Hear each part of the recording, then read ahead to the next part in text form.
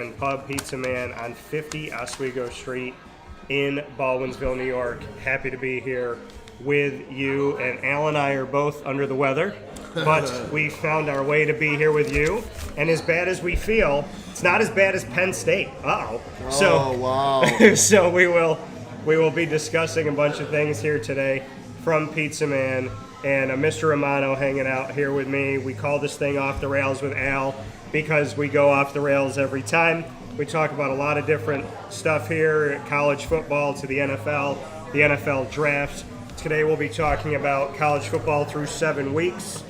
As we get closer and closer to the time where the College Football Playoff Committee is going to start ranking, we'll look at the rankings themselves by the coaches, who I think are taking some type of psychedelic drugs with some of the things that they've done and some of the decisions they've made. And we'll also talk about the firings and the fact that one of my friends found out within the last couple of days that they do not have a job anymore. So Who's that? that is UAB coach Trent Dilfer. Oh, I was hoping Franklin wasn't your friend. Oh, okay. So Al's here with us. We're also going to be talking about Syracuse Pitt. And for those of you that have followed the show over this past week and what we do at Dan Tortora Broadcast Media, I was on the road, and not only was I doing the show and we had a bunch of different specials set up for you, but I was also at ACC Tip-Off, covered all 18 schools in the ACC for men's basketball, spoke to every coach, a bunch of the student athletes, and once I left there, went straight to New York City, straight to New York Comic-Con, 4 days, got to interview Johan Griffith, who played Mr. Fantastic in the Fantastic Four. Really? Got to talk with Michael Chiklis from The Shield and The Commish, as well as The Thing in the Fantastic Four. And also had the opportunity to interview Ruben Naheda, who's done a tremendous job with his work as a writer, and Paul Walter Hauser, who's known for Richard Jewell, Cruella. He's in a bunch of things now. He's in the wrestling world. And, of course, people know him as Mole Man in the new Fantastic Four First Steps. Got to see a bunch of previews and different things for Marvel TV and Marvel Animation. And I got to spend some time talking off the air with Bryce Dallas Howard, who is a director as well as an actress. Got to speak with Joe Pantoliano, who's been in a lot of things. He was the captain in Bad Boys. And I told him that I knew he was right the whole time. So it was good to do that. Deborah Ann Wall, Chloe Bennett, Charlie Cox, who plays Daredevil. So I was very spoiled, and there's a lot of things that y'all have seen, and I'm praying and hoping that God will continue to guide me and guard me with good things to come. So it's been a long trip. It was a long week. It was all great stuff, and I come home a little bit under the weather, but not before I had a great time. So. And I just been here. And Al's just been hanging out. And I just been hanging out. So, well, let's start with the elephant in the room, Mr. Romano. You're a Pitt alum. Yes. You'll always be a Panther. Yes. Penn State, who I've talked about having an unfair advantage in the polls for many years. They've been doing it for many years, and it's got to come to an end. And you know, I did some research on Jimmy. That's the owner of the Pizza Man, Yeah, Jimmy Jimmy Dillon. Delia. Yeah. So anyway, I mean, I didn't get into it a lot, but you know, the way they do it, and actually they're using AI now to a small extent, but the way they do it, basically, it's artificial lack of intelligence. Yeah, exactly. So.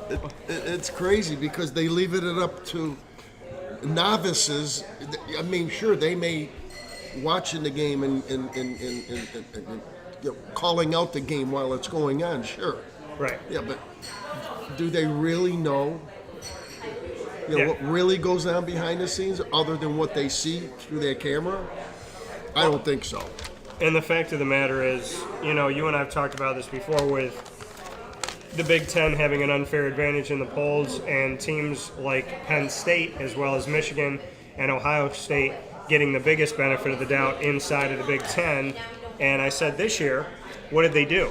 They come into the year as a top 10 team. Right. They beat Nevada, who's unranked. They beat FIU, who's unranked. They beat Villanova, who's an FCS team. Right. And then they lose to Oregon, and I had a buddy tell me, well, it was a close loss, so it's a quality loss. And that came up in my little research here. that there's such things as a quality loss if you're in certain conferences. See, now, for example, a school like, I don't know, I don't want to pick on anybody, but let's say Boston College. They're struggling a little bit. Yeah. Now, if Boston College beats the Penn State, Yeah. Boston College is not going to go to 3, 4, 5. They're not even going to go to 10. Right. And Right. they're in the same conference. I mean, Boston. Well, they're in I'm the sorry, ACC. Yeah. they're in the ACC. But both Northeast schools. Right, but it doesn't make sense the way they do it. But obviously, who the hell am I to tell them to do it different? But I'd like to. Well, and the thing is, so you look at Penn State and you look at where Penn State has been, and I question this, right? I question the validity of Penn State this year, and I've questioned it in the past when they haven't put the work in. They just have the unfair advantage of being named Penn State. And so this year, Nevada, FIU, FCS, Villanova, when you looked at those games and the 3 wins, I said, okay, look at Syracuse's 3 wins. They have Clemson in there. Yeah. So technically, Syracuse has a better 3 wins than Penn State. Syracuse isn't even 40. Penn State's in the top 7. Right. So how Top does 7. Right. Top so how 5. Right. So how does that make sense? Then they lose to Oregon. They consider it a quality loss, and then they go on the road. They lose to a winless UCLA. They lose to Northwestern, who's unranked like UCLA is unranked, and they finally take them out of the polls. But I sit here and I say to myself, I said at the beginning of the year, show me what they've done. Last year, show me what they've done. Show me what they do out of conference because they don't test themselves. Michigan and Ohio State in the last 2 years, I will give them credit. This is how it works. Ohio State tests themselves and they win. They beat Texas, right? Michigan tests themselves and they lose to Texas. Penn State doesn't test themselves. No. And so for Penn State to be ranked in the top 10 every year, year in and year out. They place them in that same category, though. Right. So it's like, show me. And I kept critiquing, how do we know that they're a good team? Because a quality loss is not a win, and the wins that they have are not good, and they're beating unranked teams, so who cares? And you got them in the upper echelon, and you got all these other teams like Memphis, first team to be bowl eligible of 130 plus teams. They had to go 6-0 to be ranked 22 in the country. Right. So Memphis gets no love. South Florida plays 3 ranked teams. They beat 2 out of 3 of those teams, knock those 2 teams out of the top 25, but they get blown out by Miami, so they go, well, they suck. Yeah. And Penn State had no top 25 wins. So I've been saying over and over again, what's good for the goose is good for the gander, and now you see it. I said repeatedly that Penn State did nothing to earn the right to be there, and now you're seeing that this was a team, like every year, that is ballooned, and they just shoot them up with steroids, and they pump them out, and they put them up in these polls, and then you realize that a balloon is going to lose its air at some point. So, I mean, my buddy said this morning, he goes, you were right about them this year. And I said, well, you look at every year I've been right about them. The only team that's gotten an unfair advantage in the Big Ten in the polls and backed it up is Ohio State. Michigan hasn't done it more often than not. Penn State never does it more often than not. And so Ohio State's really the only team that you can say it. But I still think Miami's a better team than Ohio State right now. Wow. I would love it. I would love to see that. I like Miami. Yeah. They're a very dangerous team right now. If they get anywhere where they were back in the 80s, and what is it, the 90s with all those was Catholics and criminals? Or remember that? The U. I would love to have one of those T-shirts. So for you, I mean, we see the exposing of who Penn State is and that they got this unfair advantage. So they were exposed in the COVID year. We saw the exposing of the unfair advantage when teams had played 5 or 6 games and the Big Ten hadn't started play yet, and they put Ohio State, Penn State, and Michigan in the top 25 and with a record of 0-0. Right. They put Michigan above UCF. They moved them up 4 spots when they didn't play a game. Right. So we saw it back then, but we see it now. Do you think that this can do anything for the future? That, like, the exposing of a Penn State team that people put so high in the AP and the coaches poll, that, like, they didn't do the work. They didn't show it on the field. So do you think next year we're going to be through the same thing? They're going to be in the top 10. Everybody's going to say that they're, I mean, is this just one of those things that every year they forget that they didn't show it and they just keep putting them up there? I don't think Well, they may be barely into the top 10. But Okay. because of the fact that they're looking for a new coach, Yeah. and until they get a quality coach, I don't think those. I think it's still going to make a difference, but right now I don't. The way the system is if you're in the Big Ten, you're in. Right. The system's broken. That's it. And then if you're in the SEC, you're in. Right. But I can't believe what they do to the ACC. I mean, as far as Right. it's just wrong. Well, and I guess that's my other question to you is when you look at the ACC and you look at what's going on in the ACC, I mean, Georgia Tech is obviously a dangerous team. But is there anybody else in the ACC that you consider? I mean, Florida State has fallen, right? So we've seen them fall. We've seen Clemson fall. Right. So is there anybody else? I mean, there's Miami, right? And there's Georgia Tech. But I would argue right now in this moment that Miami and Georgia Tech should both be in the college football playoff instead of putting 4 Big Ten teams in. Exactly. And it's not going to happen. So basically, first of all, they get the rankings or whatever you want to call them. yeah, They go by a polling system first, Yeah. right? So I mean that it's not taking anybody into account as far as what's his quality of the sport. What does he know about the sport to be in that position? Number Right. one. And then the rest, the journalists. right. Journalists, what the hell do they know? Well, they can vote for who they want to vote for. I know, but why? Right. Well, and And that's it goes on the point system, and or like say you're ranked 25th, yeah. you get a point. Right. Well, and the thing is you look at the coaches poll, and the coaches this season have loved on Penn State, which was confusing, and and now we've seen them finally take them out. But there's another team in the Big Ten that they put in the top 10. Al, they put number 9 in the country, and they got beat by 53 points. Anybody else that loses by that much falls out. Remember when Clemson lost last year, in the first week of the season, they lost to Georgia by like 30, and they tried to drop them out of the poll. Illinois loses by 53 to Indiana, who was 19th in the country, and Illinois was 9th. Illinois at the time had 3 unranked wins. They were considered 9th in the country. Illinois has been awful this year. They have no quality wins. They've done absolutely nothing. And if we take a look at Illinois right now, they had the most votes in the AP to be just outside, so they're 26th. And the coaches still have them in the top 25 with a record of 5-2. Illinois, outside of being in the Big Ten, what other reason are they in? They beat Western Illinois unranked, Duke unranked, Western Michigan unranked, lost to Indiana by 53, beat USC. So they did beat a ranked team. They beat Purdue, who everybody's beat. Purdue doesn't have a win in the conference. And they lost to Ohio State, and they lost to Ohio State by almost 3 touchdowns. So what is it about Illinois that meets the coaches and the media's eye test that they're a top 25, 26 team? Well, that just goes to show you. I think Like if they weren't in the Big Ten, if they were in the ACC, would they even be in? no, That's what I'm saying. no, and that's what's been going on. Right, because I mean the SEC. Because here's the other thing: they say, okay, so Oregon's got 1 loss, Right. and Indiana's undefeated, right? So if Ohio State's going to get in, Right. right? So Indiana, if they lose, and Oregon has 1 loss, then they want to put in Ohio State, Indiana, Oregon, and then they'll try and sneak in one other team. But the question becomes, if you have a 2-loss SEC team or a 1-loss SEC team, who would you rather have in the college football playoff?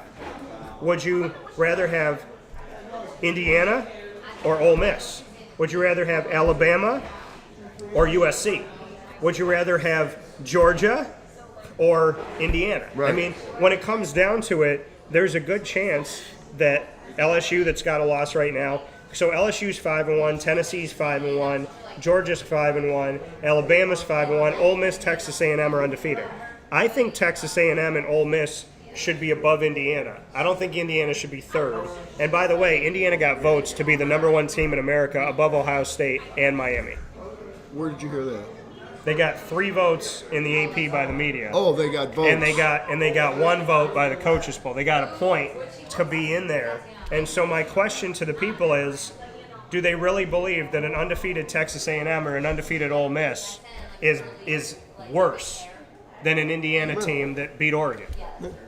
Because I think Oregon's a good team, but what I'm saying to you, Al, I do too. And honestly, I was surprised they beat Penn State. I really was. Yeah. But so, I mean, then again, well, the Big Ten rules, and they're the ones who are really controlling where these teams are going. Right, and that's the question is, if the SEC is the best conference, then why does the Big Ten have the most schools and the most excuses? Yeah. You know what I mean? Like, and and really, who labeled the SEC the best conference? Well, I think, in my opinion, I think that they are. I think when you look at them this year, you look at Texas A&M, you look at Ole Miss, Alabama, Georgia, LSU, Tennessee. This year, I would argue that they should put 5 teams into the 12. And that ain't going to happen. But I would argue 5 because last year with the Big Ten, they put in 4. And this is what I'll say. I think even though Oregon's got a loss, I think you got to put in Oregon. Yeah. Right? And they're going to put in Ohio State. But here's the thing with Indiana, okay? Indiana is undefeated, but here's the issue I have with the Big Ten. Indiana's undefeated, and they got to win over a top 3 team in Oregon, right? But here's the rest of Indiana's schedule this year. Unranked Michigan State, unranked UCLA, at unranked Maryland, at unranked Penn State with no head coach. They have an interim. Unranked Wisconsin, at unranked Purdue. So the rest of their schedule, they got teams. Wisconsin hasn't won a game in the Big Ten. Purdue hasn't won a game in the Big Ten. So when you look at the rest of the schedule, what is it about the last half of the season in these 6 games that Indiana can do besides beating Oregon? If they run through a bunch of garbage in the Big Ten, and I'm not trying to disrespect the teams, I'm just saying ranking-wise, and I'm saying, like when you look at the nation, if they run the table on the 6 teams, which they should, if Indiana's 12-0 going into the Big Ten title game, is this a good 12-0? Because people knock the American and they say, well, if Memphis goes 12-0 in the American, it's a crappy conference. But is beating Michigan State, UCLA, Maryland, Penn State, Wisconsin, and Purdue, does that have any value above a team that has 1 loss in the SEC? It's never going to change. But if you look at Indiana right now and you say, besides Oregon, if they run the table, is there any other win that you consider a quality win? There isn't anybody quality. Well, Penn State could muster up a game for them. Right, but they already fired their coach. Yeah, they make a difference. Yeah, absolutely. So I mean, to me, it's like if you put Indiana in last year at 11-1, they beat a bunch of nothing. They got blown out by Ohio State, and they beat 11 unranked teams. And they don't give the American the love. They don't give the Sun Belt the love. They don't give the MAC the love, or Conference USA, the Mountain West. But if you're Indiana and you win these games, I mean, I don't know how I put you in, but you have that win over Oregon. So if it's between you and Oregon, I got to put you in. But then again, I'm looking at Indiana saying you beat Oregon, but the rest of their schedule, and this is what I don't like about the Big Ten, they have 9 conference games and 3 non-conference instead of 8 and 4. And the reason why they do that, in my opinion, is because they know that they know that the committee is going to jack up their conference. Right. So you play a bunch of unranked teams. You don't have to challenge yourself outside of your conference. You only got to play 3 games, not 4. So if you're Ohio State, you could play Cupcake City in your conference, out of your conference, and you're getting in. Right. Indiana, you do the same thing, you're getting in. Oregon, you're doing the same thing, you get in. So, I mean, if I'm the Big Ten, why am I going to schedule difficult? But again, they don't have the difficulty in their conference like the SEC does. Right. If I'm Texas A&M, and I got to play Alabama, and I got to play LSU, and I got to play Tennessee, and I got to play even Florida, I'm getting my butt beat week in and week out. If I'm Indiana, I would love to be Syracuse right now and play Maryland and Purdue and all. I mean, you got a backup quarterback at Syracuse, but if I had Indiana's schedule, I'm going to win 3 or 4 games. So to me, that's where my frustration comes in, is that the Big Ten knows they don't have to try that hard in non-conference because their conference is respected by the committees that vote. but why is it respected when most of the teams are never ranked? I can't even, I was thinking about this when I was coming here, and it's actually almost didn't come. But I didn't want to let you down, Dan. Yeah. And I'm thinking, what in Why'd the you almost world, not because you don't love me, Al. What can we do? Well, something needs to be done about it, and it's not going to happen. Yeah. The Big Ten rules, not that they're a better conference than anybody. Yeah. But the fact of the matter is, you have polls. Who the hell knows what you can do with a poll? Right. You're supposed to poll. You poll everybody and then to give you your opinion. Right. Are they just polling where they live? Well, I question the coaches. I just question the validity of the people that are voting, because again, Penn State every year gets put up so high. Illinois gets put up high. Indiana gets put up high, but only Indiana's backed it up, and Ohio State. But Ohio State's not being challenged like some of these other teams. So my question goes to Penn State. James Franklin loses to a winless UCLA, loses to a Northwestern team. Neither one of these teams are good. Neither one of them is ranked. In Oregon. Right. So the two losses back-to-back to UCLA and Northwestern, I was not surprised that he got fired because, unfortunately, I know the world we live in, but Penn State in a decade of the college football playoff has never made it except for last year.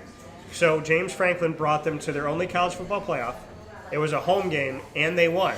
And not even 365 days later, he gets fired. And he has a lot of wins. And that was his 100th win that game Right. in the college football playoff against SMU. So my question to you, Al, is what are your thoughts on James Franklin getting fired less than a year from making it to the only college football playoff that Penn State's been in? Well, I was a little shocked. Okay. I mean, I don't like him. He's arrogant. I call him. I tell people he's got little man's disease because he's about your height. Why are you picking on me today, Al? Al said he almost didn't show up today. He comes in late, and then he talks about me being 5'8". All right, Al. Well, you know what I mean. But I just... Yeah, you and I are both under the weather, so we both wanted to be sleeping today. Yeah, I get it. Well, they use journalists to make to get make these decisions on who gets in and who doesn't. But who is picking the journalists? Exactly. You know what I mean? Like when I vote in this poll, I would feel guilty if I kept just stroking somebody's ego that hasn't done the work. I wouldn't feel right. Like I look at year in and year out what the AP does, and I'm like, some of these people, I question the validity of your votes. Do you watch the games? Right. Like, you think South Florida is not as good as this? You're making the point better than I am. That's the point I'm trying to make. Yeah, are they watching? Yeah, exactly. Are they paying any attention to anything outside of the Big Ten or the SEC? They could, they're pulling the coaches, and the coaches are pretty much going to be spot on. I mean, okay, but when they do the polling, generally, who are they? I mean, are they? How many different states are you representing with this polling? Right.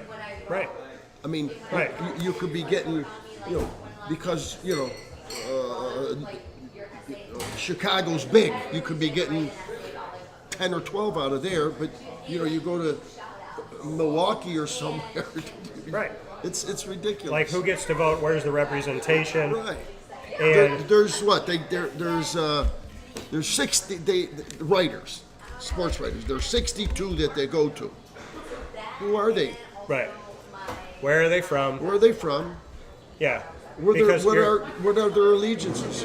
Right, and that's what I'm saying is that if I'm going to make a decision, then I'm going to make it based on the body of work. And South Florida, for them to be out of the polls and then get back in, South Florida has something a bunch of teams in the Big Ten don't have, which is 2 wins against the top 25. No. Indiana doesn't have that. No. So, you look at that, and then you look at a team like Tulsa, and they beat Oklahoma State, and they go, well, Oklahoma State sucks this year. But if Oklahoma State beat Tulsa, they would say, well, that just proves you should stay in your lane. So it's like, you know what I mean? It's like, it's not the same. It's if you beat Oklahoma State, then they suck. But if you lose to Oklahoma State, well, then that's what should happen. They can't just sit there and say, you know what, here's your flowers. And the American has wins over the Big 12. They have wins over the ACC. They have wins over the SEC. And historically, they have a bunch of games that they've done well in. I look at a team like Vanderbilt, and Vanderbilt's 5-1 right now. Their only loss is to Alabama. So, you know, I respect that. I respect Texas. Texas has 2 losses. But, you know, I look at the losses that Texas has. Ohio State, right? And Texas just beat Oklahoma. So when you see what they're doing, and you see, like, when you look at these polls, you got to ask yourself, who's going to create the best games and the best matchups? Because some people will make the argument and they'll go, well, Al, you got to put in all these teams that are undefeated. Yeah. But then if the Americans got 3 undefeated teams, they'll stop that argument. Oh, yeah. And there was one time when they asked the committee chair of the college football playoff in COVID, they said, why'd you put in Ohio State over like a Cincinnati? And they said, well, we looked at 3 things in criteria. We looked at how many games did you win? Like, did you go undefeated? Quality games. Right? So, did you go undefeated in your conference? Did you play in your conference championship and win? And how many wins over the top 25? That's what they said, right? So, Ohio State had 5 wins because they played less games. Cincinnati had 9. Ohio State played in their conference championship, which they weren't supposed to. They changed the rules. It was supposed to be Northwestern because you were supposed to play at least 6 games. Cincinnati got there outright. They won. Ohio State won. But Ohio State won with them changing the rules. Yeah. Okay? I'm a little clouded here, but I remember that now. That was the real... Right. Ohio State had 2 wins over the top 25. Cincinnati had 3. So you're looking inside of the state of Ohio, and you got the committee chair saying our criteria was how many wins did you play and win your conference championship, and how many top 25. And by their criteria, Cincinnati was a better team, and they could spew out what they said and argue Ohio State when they were 100% wrong by their logic. And then people just shrug their shoulders and are like, yeah, but it's Ohio State. I'm sick of it. You know what I mean? And it's like you expand the conference to have, or you expand the college football playoff to have more representation. I feel bad for the Penn State players, but I do not feel bad for Penn State. Yeah. Well, and here's the thing. You know, when you look at Penn State and you look at the James Franklin situation, I mean, they've brought up a bunch of different people that could take this job. Some people talk about Fran Brown at Syracuse. Some people bring up Matt Rule at Nebraska, who everybody wanted to throw in the garbage when I was covering him at Temple. But you got a guy in Matt Rule. You've got Kurt Signetti, who's at Indiana. Is there anybody that you would like to see at Penn State take over? And here's the thing. If making the college football playoff less than a year ago isn't good enough, do you think that Penn State's becoming an SEC school where they give you 3 years and then they fire you? You know, I was thinking about that. Who possibly? Like, who could be the guy? You know, I was thinking, what's his name? Who used to play? He used to coach. What's his name? What guy? Give me some. It was at, I'm trying to think where he was. And then he left and he went somewhere else for a very short time. We say he's done with it, but he came back. I'm was he in the NFL or no? No. Okay. No, but I was thinking it was him. Some people said Deion Sanders. I don't think so. Well, maybe. Yeah. He seems to do well with his kids. Right. But it's like this Fran Brown. You know, I mean, this guy's fighting an uphill battle mainly because you're in a city like, or you're in a town like Syracuse. Right, they're not going to spend the money. We're not. Syracuse claims to be poor as a university. It's not that they're not going to spend it. It's just that they don't have it. But they also claim poverty. Yeah. Syracuse pretends to be poor. Yeah. The university. Well, they own half the city. Right. Yeah, but. Right. So it's like, I mean, to me, it's like you gobble up a bunch of the hotels, and then you bitch that you can't get something in here. But with all the hotels being gone, you can't have the NIT, you can't have the NCAA tournament. So Syracuse University is eating Syracuse, New York. So they're actually consuming their own city to their own detriment, which is stupid.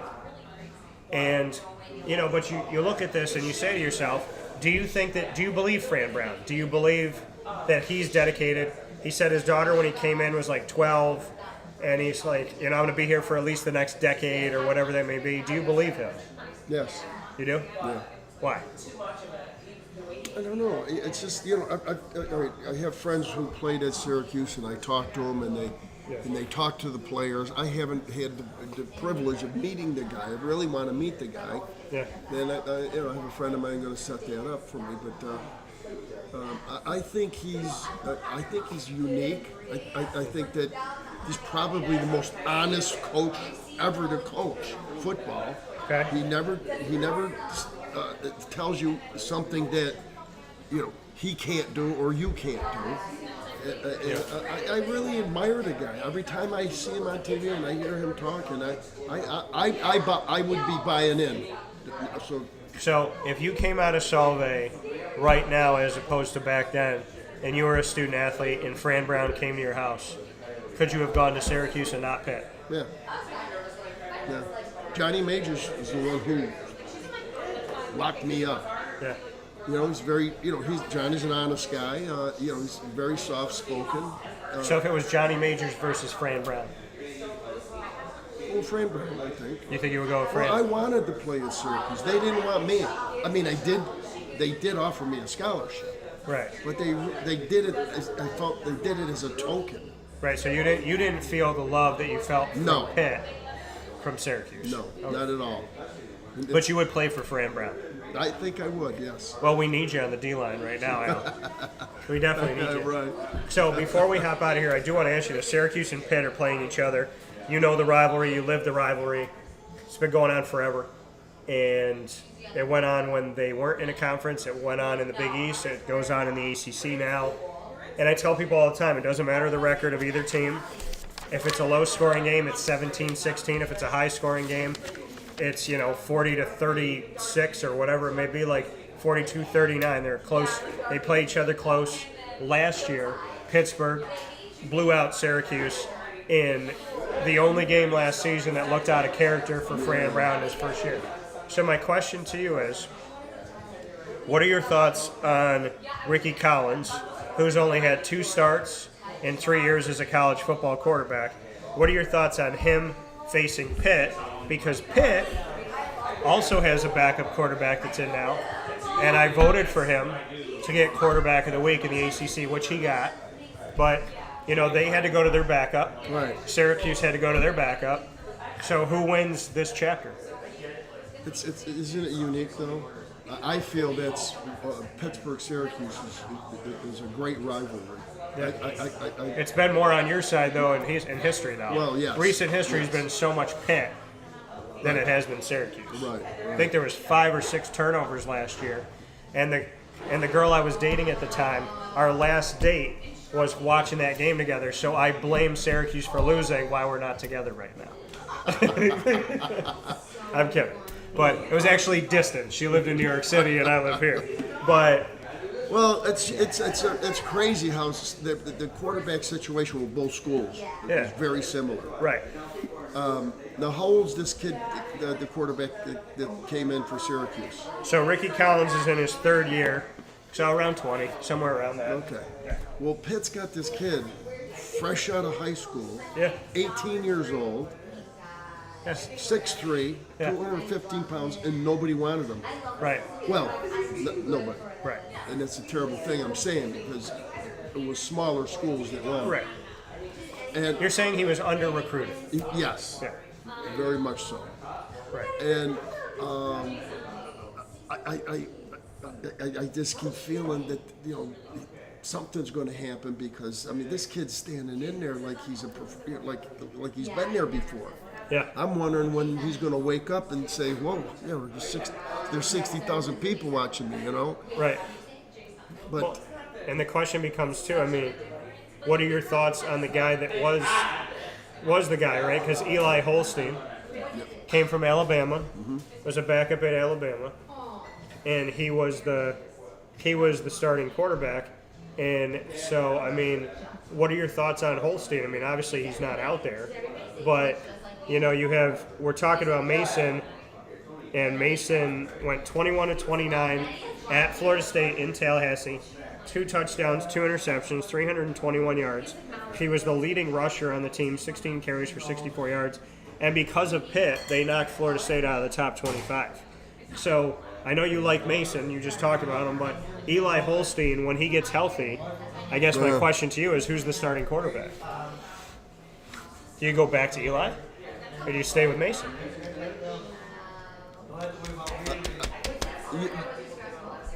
Boy, It's a tough question, right? It's a good problem to have. But I will say this, Desmond Reed, Pittsburgh receivers have been insanely good. oh my God, they're phenomenal. He had 8 catches, 155 yards, 2 touchdowns at Florida State, and just shy of 20 yards per catch. The guy was insane. Raphael Williams Jr., 6 catches, 78 yards. So he's another guy to look to. And then they had a bunch of guys running the ball. And Desmond Reed, you look at Desmond Reed, 12 carries, 45 yards on the ground. Ja'Kirian Turner had 2 rushing touchdowns.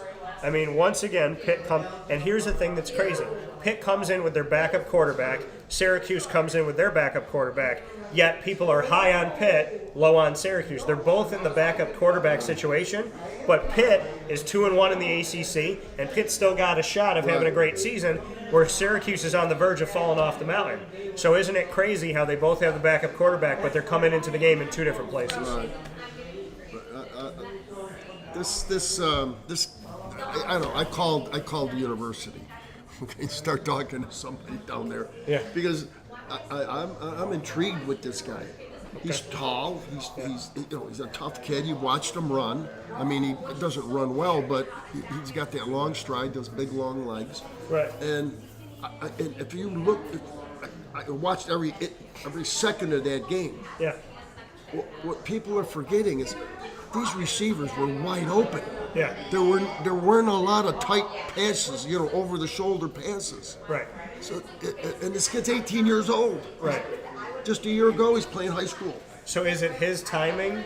Is it where he's I think it's perfect timing. when the guys are open? But Is it listen to because this. the DBs weren't good? Or This quarterback that he took the place of? yeah, They're paying him over $1 million. Eli Holstein. Yeah, and it's ridiculous. So Mason's going to come to collect. Is that what you're saying? I think so. So Ricky Collins attempted 45 passes. He's not the same quarterback as Steve Angeli. Yeah. I don't think that he should be attempting more than 32, 35 passes a game. I think that Syracuse's offense under Jeff Nixon needs to change to fit who Ricky Collins is. I think they need to do more RPO, the run-pass option, Right. use his legs. I don't like the fact that they're treating him like Steve Angeli. Fran says he's a pass-first quarterback. I don't know if I agree with that. And so I want to get your thoughts on it. Does this team need to lean on the run, lean on the short yardage gain, lean on a tight end like Dan Villari, and with their backup quarterback, do they need to not have Ricky try and bomb it down the field and have 40, 50 attempts a game? Should he have less attempts, use his feet more, and use his running backs more? Do you think that that's the ingredients for the team to succeed under Ricky instead of Steve? Yes, I think you have. If you can get a running game going, it opens up more than you can imagine. Yeah. Yeah. If you especially if you got 2 different backs. I mean, 90% of the teams, they have one back they have to concentrate on. Right. Well, it's easy. There's Syracuse one guy. has 2, yeah. Syracuse has got 2 decent backs. Right. I mean, I think that's going to make the difference. And if this kid can throw the ball, so as soon as somebody gets open, Right. I like that. I like that thought, train of thought. Yeah, I like the RPO, short yardage stuff. We saw him have some short yardage gains against Duke, where toward the end of the game he was just finding people in or against SMU, I should say. He was finding people short yardage and he was moving the ball down the field. And I just think they need to do more RPO with him. It's not saying he can't throw, but play to his strengths. Instead of trying to be like, oh, he's just as good as Steve, like, who cares? Just let him do his thing. Let him get comfortable. Once he's comfortable, right? And the thing is I mean, you got Will Nixon in his last year. You got Yasin Willis, who wants to go to the NFL. Will wants to go to the NFL. Use the guys. Use Dan Villari. He looks like a tight end. He's built up his muscle. He's a really good tight end. He's busted his butt to be where he is right now. I think there's no shame in Ricky Collins, RPO, running, using his legs, pitching the ball out, going short, check down, looking to his tight end over the middle, and systematically, because if you do that systematically, you're also taking time off the clock, which is going to take time away from Pitt, which is going to take time away from Mason finding guys in the open field. So I think Syracuse should ground and pound, trust their defense, and get after it. And there's no shame in that. If you win the game, what did Fran say? Well, I don't care about how much I win by as long as I win by one. That's right. So, and I'm going to tell you a little secret. Pitt has had 12 defensive linemen out. Yeah. 12. They're running the ball's the way to go. right. So you heard it here. Al and I talking to you about college football rankings. I do want to give my best to UAB former head coach Trent Dilfer, who is a friend of mine. A bunch of coaches have been let go, so my prayers to him. The first NFL coach is let go, Tennessee Titans Brian Callahan. Yeah, Callahan. So any final notes? You get the last word from Pizza Man. What do you got, Al? What do you want to say? I'm thinking Pitt's going to pull it out, and it's going to be a tight game. Okay. 17-14. All right, well, I don't disagree with you that it's going to be a close game. And I don't know if Syracuse leans on the side of what I'm saying. Not that I'm right all the time, because I'm not. I think it'll work. But I'm going to say it's a tight game, too. I like your score. I think Pitt pulls it out. I think they go 3-1 in the conference. But you got to let Ricky get comfortable. So with that being said, from Pizza Man, I got some food to eat. You guys got to come out here too. 50 Oswego Street, Baldwinsville, New York. Off the Rails with Al. We thank you for being here, talking about college football, Syracuse, Pitt, and Fran Brown. Some incredible words from a Pitt Panther national champion saying, if you were the coach back then, he would play for you. Big words in a rivalry. I truly would. I truly would. I'm very anxious to meet him. So with that being said, we need to figure that out. Maybe we all need to come here for dinner, Fran. And I feel like I'm not on tonight. I don't feel good. Yeah, we don't. We both don't. And I'm in a bar. That's not a good thing. Right. So we're going to go home and get better. We thank you for being here up and down the East Coast, the Midwest, the West Coast, and all around the globe. Of course, Wake Up Call with Dan Tortora, youtube.com, facebook.com, both /wakeupcalldt, and on wakeupcalldt.podbean.com. We appreciate you for being here and be with us every Monday through Friday from 9 a.m. to 11 a.m. Eastern Time. We thank you and we bid you a good night from Pizza Man Pub. Come here 7 days a week, support the Delia family and the awesome staff here. Of course, the commish and everybody that calls Pizza Man home. We'll talk with you soon. And as we always say on Wake Up Call, God bless, no stress, do your best. Take care.